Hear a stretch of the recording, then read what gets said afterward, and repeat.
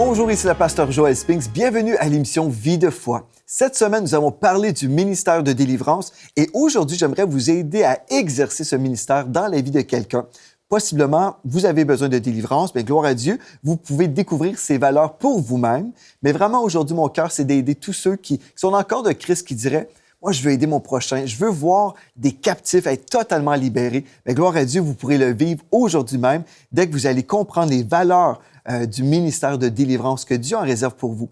La première chose que j'aimerais vous aider à comprendre, c'est que lorsque nous servons le Seigneur, nous servons le Seigneur toujours avec un cœur rempli d'amour pour notre prochain, certainement, mais premièrement, un amour pour Dieu. N'exercez pas le ministère pour une personne, mais pour Dieu. Et ça, c'est un point super important. Vous savez, j'ai déjà donné des cours sur comment faire de la relation d'aide, comment prendre soin des personnes. Et souvent, quand on commence à aider notre prochain, on écoute le cœur s'exprimer. Et puis, c'est certain qu'on a une compassion qui est là. Il y a des sentiments qui s'installent. Et puis, on veut vraiment voir la personne vivre une percée dans sa vie. Et parfois, ce qui se produit, au tout début, on était là, on se disait « OK, je veux aider mon prochain parce que je veux répondre à l'appel de Dieu sur ma vie. » Mais après un certain moment, on change notre focus ou vraiment notre vision et puis on commence à travailler pour une personne. Et on veut voir la personne être libérée, on veut voir la personne guérie. Et c'est bien ça. Mais on ne veut pas perdre vraiment le focus. Donc, n'exercez pas le ministère pour une personne, mais pour Dieu. Amen. Et je vais expliquer ce que je veux dire. Dans Colossiens chapitre 3 et au verset 23 et 24, il est écrit « Tout ce que vous faites, faites-le de bon cœur, comme pour le Seigneur et non pour des hommes. Sachant que vous recevrez du Seigneur l'héritage pour récompense, servez Christ, le Seigneur. » Bon, tout ce que vous faites, faites-le de bon cœur. Vous êtes d'accord, c'est bien. Comme pour le Seigneur et non pour des hommes. Parce que quand on parle du ministère de délivrance, okay, on peut parler d'une prière, par exemple, où on va exercer notre foi pour voir une personne être totalement délivrée de certaines influences démoniaques, par exemple. Si la personne est possédée, bien, on va vouloir voir la personne aussi être totalement libérée, gloire à Dieu. Mais avant d'arriver là, parfois, on a besoin de s'investir plusieurs semaines avant de réaliser certaines choses. Des fois, les gens arrivent, ils vont vous demander une rencontre, par exemple, juste parce qu'ils ont un problème dans leur mariage ou peu importe, il y a un problème. Et au tout début, on ne sait pas nécessairement qu'il y a certains péchés ou certaines influences. Et on écoute la personne juste gentiment, et puis on écoute. Après, à un certain moment, là, on arrive à une révélation. Gloire à Dieu. Mais si on comprend ceci, quand je vais écouter la personne pendant peut-être quelques semaines, pendant plusieurs sessions, je dois comprendre que vraiment, je le fais pas pour la personne qui est devant moi. Et ça, c'est une révélation en soi. Mais je le fais pour le Seigneur. Je le fais toujours parce que je réponds à l'appel de Dieu, celle de vraiment aider mon prochain. Donc, je vais le faire pour le Seigneur Jésus. Et pourquoi c'est important de le savoir? C'est parce que quand je suis investi dans le ministère et j'aide quelqu'un, parfois la personne va refuser mon aide, parfois la personne va refuser de changer. Si vous identifiez dans sa vie vraiment qu'il y a un esprit là, qui est là, et si Dieu vous dit d'exhorter la personne à se repentir, par exemple, vous dites, écoutez, bon, on a parlé de vos problèmes, mais je vois, aujourd'hui, je discerne la racine. La racine, c'est le non-pardon, par exemple. Vous avez du non-pardon dans votre vie et Dieu vous demande de pardonner et relâcher telle ou telle personne. Et si la personne dit « Non, je refuse de pardonner », bien, ne pensez pas « Ah non, mais je me suis donné pour cette personne, je l'ai écoutée, j'ai prié avec elle, j'ai fait ceci, j'ai fait cela. » Des fois, on est tellement aimant. Vous savez, on est là, on peut même cuisiner des repas pour des personnes, recevoir des gens chez nous pour qu'ils puissent se sentir aimés. On s'investit à fond. Et là, les personnes, quand vient le temps de vivre leur percée, ils refusent. Ils disent, non, ce n'est pas moi ça, je n'ai jamais fait ceci ou cela. J'ai pardonné, mais vous discernez que c'est faux. Il y a toutes sortes d'amertume, il y a toutes sortes de choses que vous discernez. Et vous dites, mais vous devez relâcher, vous devez pardonner. Et la personne ne veut rien savoir. Bien, rappelez-vous ceci. Rappelez-vous de ceci. Si la personne vous rejette, elle ne vous rejette pas personnellement. Elle rejette l'œuvre de Dieu, elle rejette le Seigneur. Et quand on est investi dans le ministère, que ce soit la relation d'aide ou que ce soit vraiment un ministère de délivrance, comprenez ceci, ce que vous faites, tout le temps que vous investissez, vous le faites pour le Seigneur. Et on se réjouit parce qu'on sait que Dieu va nous donner une récompense. C'est le texte que je viens de vous lire. sachant que vous recevrez du Seigneur l'héritage pour récompense. Vous recevrez du Seigneur vraiment des remerciements. Au moins, le Seigneur va nous remercier. Mais souvent, quand nous aidons notre prochain, souvent, au lieu même de recevoir des remerciements, parfois les gens vont vous poignarder dans le dos. Souvent, les gens vont vous trahir parce que vous avez mis votre doigt sur une situation et les gens refusent de changer. Les gens refusent de vivre telle ou telle chose. Et même souvent dans mon bureau, quand j'ai reçu des gens en relation d'aide, par exemple, les gens commençaient à s'ouvrir le cœur. Souvent, c'est ça avec moi. Les gens se sentaient à l'aise et commençaient à me partager des secrets.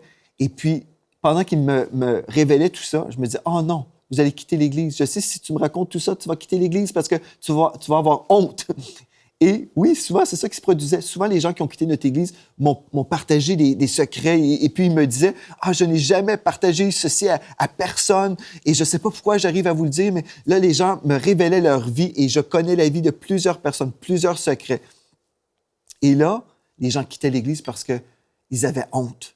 C'est malheureux, mais vous savez, on est là pour aimer les gens, pas pour que les gens se sentent dans la honte, mais peu importe ce qu'on peut dire, les gens peuvent parfois regretter d'avoir vraiment tout raconté.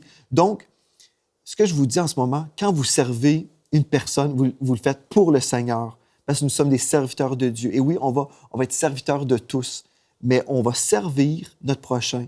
On va faire le ministère de délivrance. On va exercer ce ministère-là par amour pour Dieu. C'est ça vraiment que je voulais vous partager comme premier point pour les valeurs du ministère de délivrance.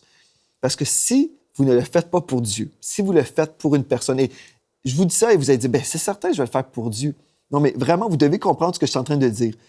Parce que quand vous vous investissez avec une personne, vous voulez vraiment l'aider et la personne se détourne de vous, elle vous maudit par la suite, vous pouvez être découragé et dire, « Ah, je n'aiderai plus mon prochain. » Mais Dieu ne vous appelle pas à faire des choses pour les gens.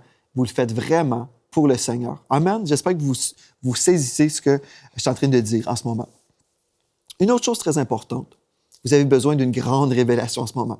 Cette révélation fait partie des valeurs du ministre de délivrance.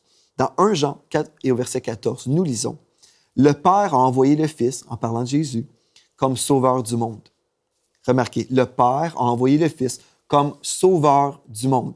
La révélation pour vous maintenant, vous n'êtes pas le sauveur du monde. Il y a vraiment cette vision qu'on peut avoir. Après un certain moment, on veut aider tout le monde. Surtout si vous avez un cœur pastoral. Vous voulez aider tout le monde. Vous voulez secourir tout le monde. Et parfois, vous êtes là, vous êtes déçus parce que vous vous dites, « Ah bien, j'ai voulu aider telle personne, mais finalement, je n'y arrive pas. » Comprenez ceci, Jésus est le sauveur du monde.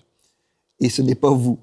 Et si vous pouvez vous enlever de cette pression, vous allez être encouragé dans votre marche chrétienne et dans votre ministère de délivrance.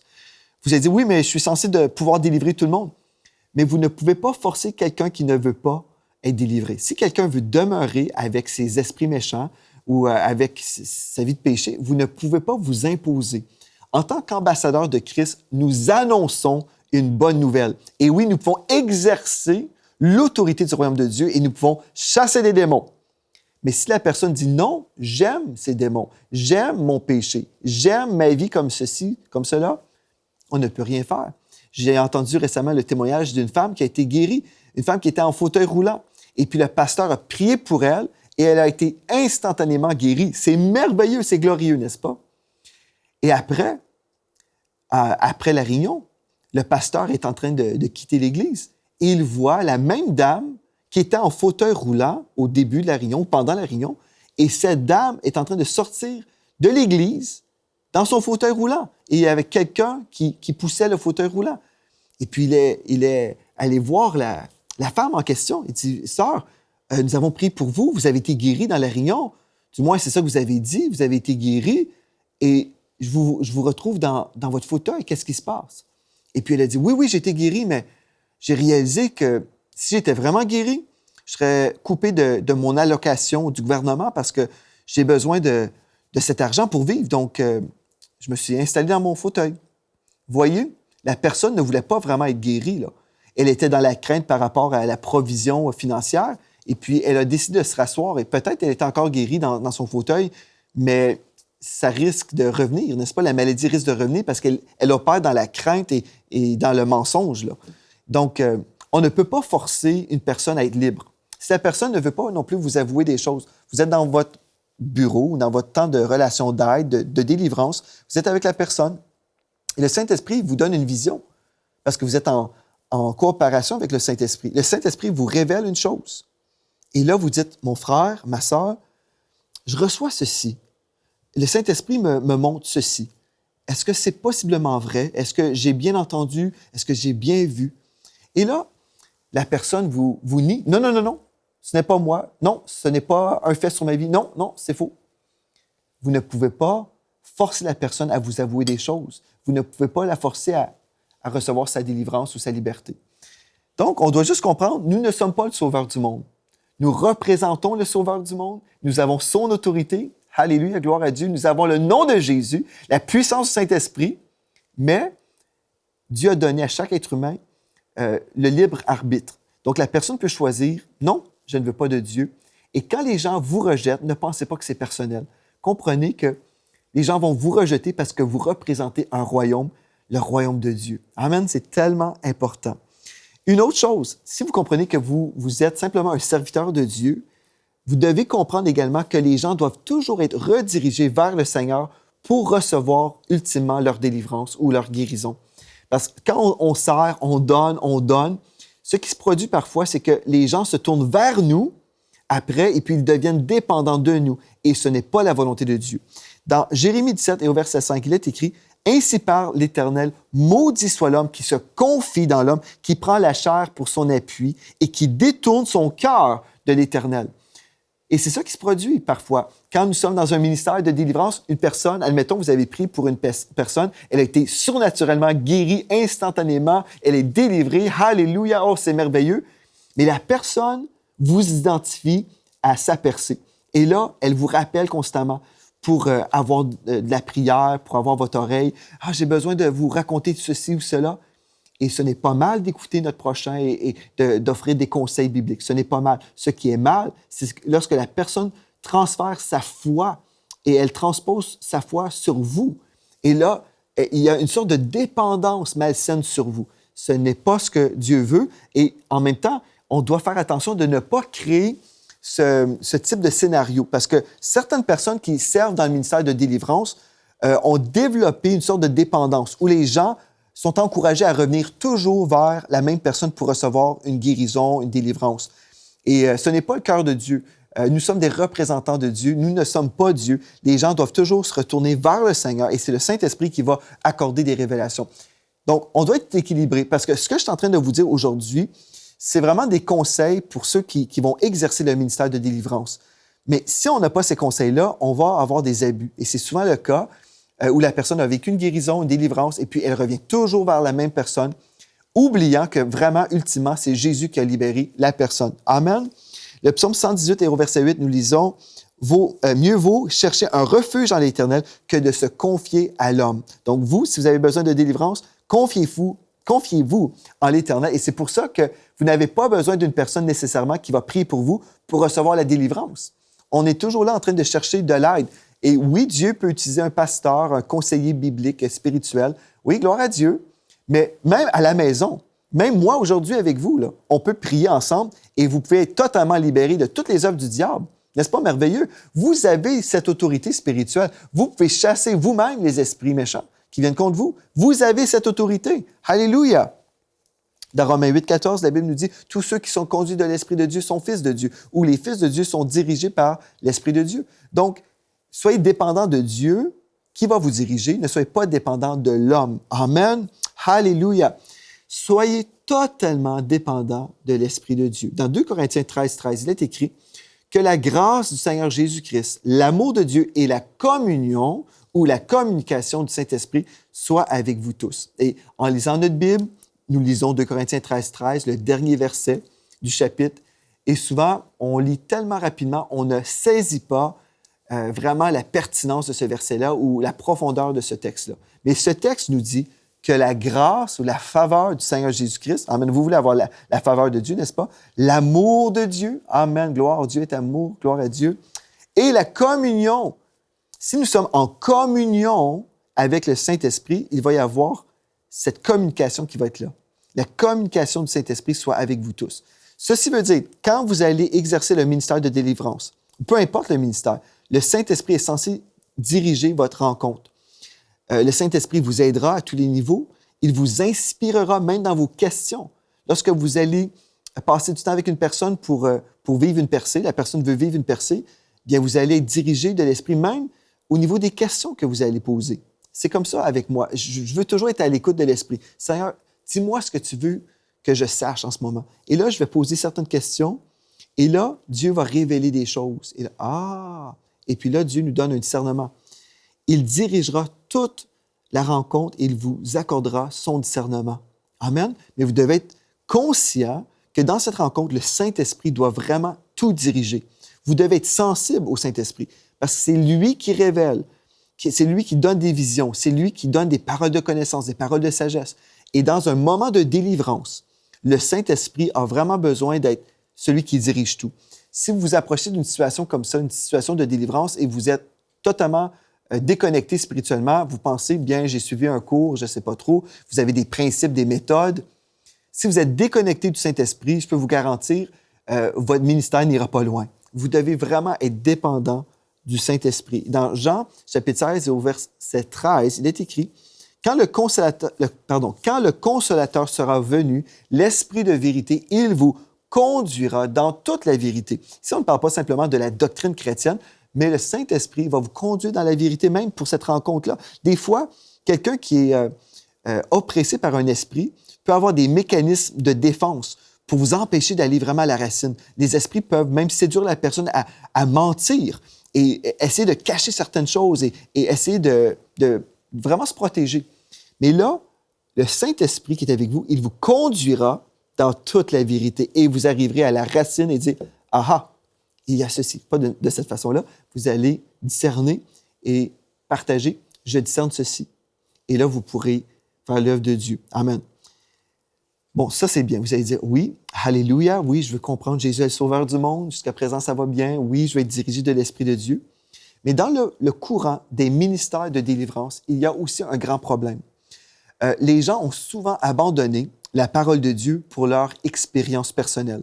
J'ai déjà parlé avec quelqu'un qui exerçait un ministère de délivrance et je trouvais qu'il y avait des choses antibibliques.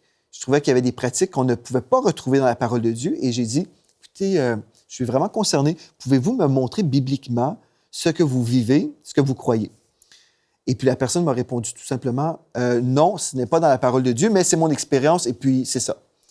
Attention, attention, la parole de Dieu est toujours notre autorité et nous devons toujours être soumis à la parole de Dieu.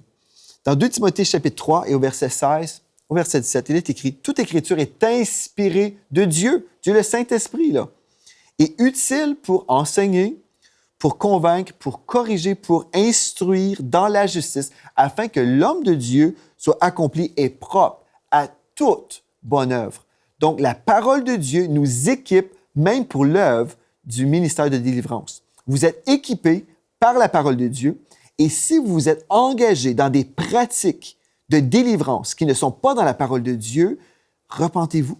Repentez-vous. J'ai déjà été dans des réunions où il y avait certainement une personne possédée ou du moins démonisée. Elle se roulait par terre, écumait. Et puis là, j'ai vu des gens venir et puis commencer à frapper sur les pieds. Et puis j'ai demandé au pasteur qui était là, j'ai dit, mais qu'est-ce qui se passe? Qu'est-ce qu'ils font? Ah, c'est un mélange de voodoo, pasteur. Ils mélangent le voodoo et le christianisme ensemble. C'est en Haïti quand j'ai vu cette chose-là. Et vous savez, des fois, les gens mélangent des choses du royaume des ténèbres avec le royaume de la lumière. Comprenez ceci, la lumière ne peut pas s'associer aux ténèbres. Amen? Donc, demeurez toujours dans la lumière et tout ce que Dieu nous dit de faire, c'est ça qu'on va faire. On va suivre ce que le Seigneur nous dit. Mais ne mélangez pas les pratiques occultes avec les pratiques de Dieu. Ne mélangez rien. Demeurez dans un courant pur. Demeurez dans le chemin de Dieu. Et tout ce que vous faites doit être biblique et vous devez être capable de retrouver les principes dans la parole de Dieu. Des fois, vous allez dire, « Ah, mais je n'ai pas trouvé telle situation dans la Bible, mais vous pouvez trouver le principe qui est là. » OK, c'est certain, il y a certaines choses qu'on ne peut pas toujours avoir le verset pour dire la pratique exacte, mais le principe doit être là. Vous comprenez ce que je veux dire? Donc, demeurez toujours fidèle à la parole de Dieu. Dès que vous commencez à côtoyer quelqu'un qui se dirait dans un ministère de délivrance, qui dirait, par exemple, bien, pour recevoir la délivrance, vous devez faire une semence d'argent. Vous devez semer tel montant, et comme vous allez semer tel montant d'argent, vous recevrez votre percée. Attention, c'est un faux prophète. C'est quelqu'un qui est vraiment à côté de la piste. Dieu ne nous dit pas si nous semons, nous allons être guéris ou délivrés. Certainement, nous pouvons semer dans l'œuvre de Dieu. Certainement, nous pouvons semer pour encourager des ministères et notre Église locale. Gloire à Dieu, oui, semons dans nos églises, semons dans les ministères. C'est la volonté de Dieu que nous appuyons financièrement l'œuvre de Dieu. Mais ne mélangeons pas la guérison, la délivrance avec un don. Non.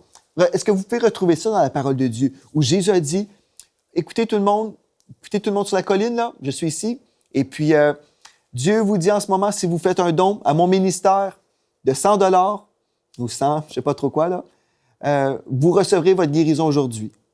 Ou si vous faites ceci, je vais multiplier du pain. Je vais faire... Non, Jésus ne mélangeait pas l'argent à la guérison ou à une délivrance. Amen. Demeurons bibliques. Amen. Dans le ministère de délivrance, nous devons être bibliques. Et peu importe le ministère, nous devons toujours être bibliques. Amen. Parce que je vous dis, il y a toutes sortes de pratiques. Je pourrais commencer à décortiquer les pratiques, les choses que j'ai pu voir dans ma vie. Et puis, je n'ai pas le temps de passer une émission pour vous dire tout ce qui ne va pas dans le corps de Christ. Mais soyons bibliques, tout simplement. Quand nous donnons l'œuvre de Dieu, quand nous donnons une parole pour Dieu, bien, nous le faisons gratuitement. Nous avons reçu gratuitement, nous donnons gratuitement. Amen. Alléluia. Amen. Donc, demeurons fidèles à la parole de Dieu. Et un point très important maintenant, vous avez fait le ministère de guérison, de délivrance, vous avez entendu toutes sortes de choses, en espérant que la personne va vous faire confiance, en espérant que la personne ne quittera pas votre vie parce qu'elle a honte de son passé, non. Ou même si vous avez prié pour quelqu'un et là, la personne a commencé à vivre des manifestations démoniaques et là, elle a honte après coup. Non, mais vous devez créer un climat où vous dites à la personne, écoutez, vous êtes en confiance. Là. Vous pouvez être en confiance avec moi. Ce que vous avez vécu va demeurer ici. Vous n'avez pas à craindre quoi que ce soit. Tout ce que vous avez vécu, c'est privé. Nous gardons ça dans la discrétion. On vous protège. Vous avez été délivré, gloire à Dieu, et c'est ça qui compte. Amen? Bon, apprenez à porter des secrets comme des trésors. Si vous êtes dans un ministère de relations d'aide, un ministère de délivrance, vous devez garder des choses pour vous-même. C'est une chose très importante. En passant, je veux juste le redire dans cette série, quand vous faites du ministère, vous le faites toujours avec votre épouse, pasteur, si vous êtes marié, peu importe, si vous êtes un homme, vous devez toujours avoir votre épouse avec vous si vous faites du ministère auprès d'une sœur ou si vous êtes une sœur et vous exercez le ministère avec quelqu'un, assurez-vous toujours que vous avez un bon témoignage. Amen, c'est une chose très importante. Vous devez toujours conserver votre témoignage chrétien. Donc, pour moi, je ne reçois jamais une femme seule dans mon bureau. Si c'est le cas, ma femme est toujours avec moi. Elle est toujours présente avec moi. Vous comprenez? Parce qu'il y a des dégâts aussi dans le ministère de délivrance. Il y a toutes sortes de choses qui ne sont pas bibliques. Et puis, je dis dans le ministère de délivrance, mais dans plein de ministères, on doit prévoir notre victoire. Et je l'ai déjà enseigné à Vie de foi, mais c'est un principe en général. Vous exercez un ministère envers quelqu'un, gloire à Dieu, mais vous le faites selon l'éthique ministérielle. Et si vous voulez connaître l'éthique ministérielle, je vais faire une petite publicité gratuite. Le Collège Intégrité, c'est un collège que nous avons fondé en 2015, et puis en 2016, pardon. En 2016, janvier 2016. Et puis, si vous aimeriez avoir de la formation ministérielle gratuite, visitez collègeintégrité.com. C'est tout à fait gratuit, mais vous avez besoin d'une recommandation pastorale. C'est un collège que j'ai démarré en 2016, justement pour aider les frères et les sœurs à marcher dans les principes de Dieu au niveau de l'intégrité dans le ministère pratique. Donc, c'est la première fois que je le mentionne à mon émission de TV, mais j'ai cru bon de vous le mentionner aujourd'hui concernant l'aspect des valeurs dans le ministère. Gloire à Dieu. OK? Donc, apprenez à porter des secrets comme des trésors. Dans Proverbe 25 et au verset 9, il est écrit « Défends ta cause contre ton prochain, mais ne révèle pas le secret d'un autre. » Ne révèle pas le secret d'un autre. Dans la Bible du Semeur, ne va pas révéler les confidences d'un autre. OK? Donc, vous vivez un temps avec la personne, elle vit une délivrance, une guérison, elle vous révèle toutes sortes de choses sur sa vie. Gardez ça pour vous-même. Amen. Ceci dit, s'il y a quelque chose de criminel, l'abus d'un enfant, des choses semblables, vous devez toujours vous organiser avec la personne au tout début, vous pouvez même faire remplir un formulaire que si jamais il y a des choses illégales qui sont révélées, que vous allez dénoncer et aller vers la police. Ça, c'est certain. On ne doit pas protéger des personnes qui commettent des crimes. Amen? Donc, ça, c'est une chose importante que je veux mentionner en même temps. Vous voulez garder la discrétion pour protéger la réputation d'une personne qui vous révèle des choses. Ceci dit, s'il y a une personne en danger, vous devez également discerner les choses et révéler la chose à la bonne personne, donc aux autorités dans votre ville. Proverbe 11, verset 13, « Celui qui répand la calomnie dévoile les secrets, mais celui qui a l'esprit fidèle les garde. » Dans la Bible du Sommeur, nous lisons le texte qui dit « Le médisant divulgue les secrets.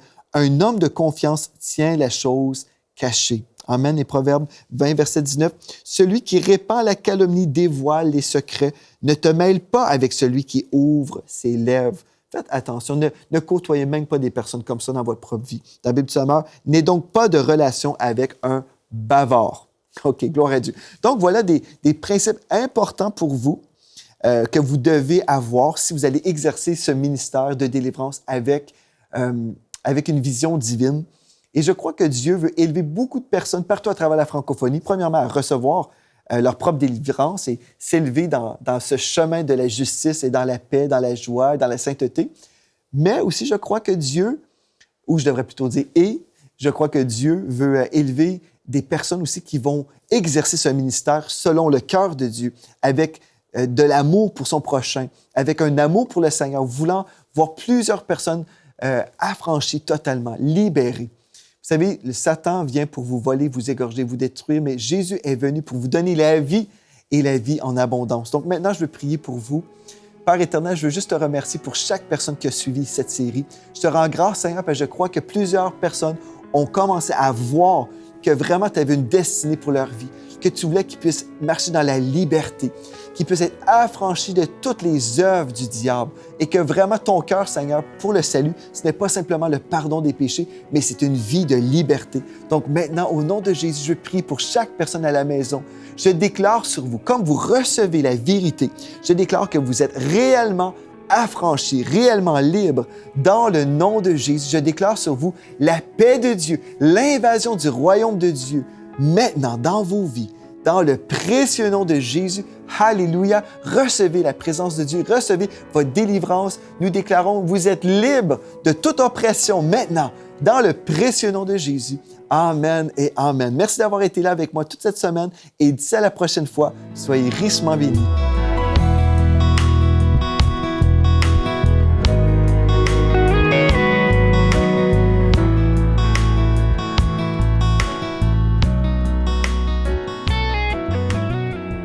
Cette émission est rendue possible grâce au précieux soutien des partenaires d'Enseigne-moi Canal International.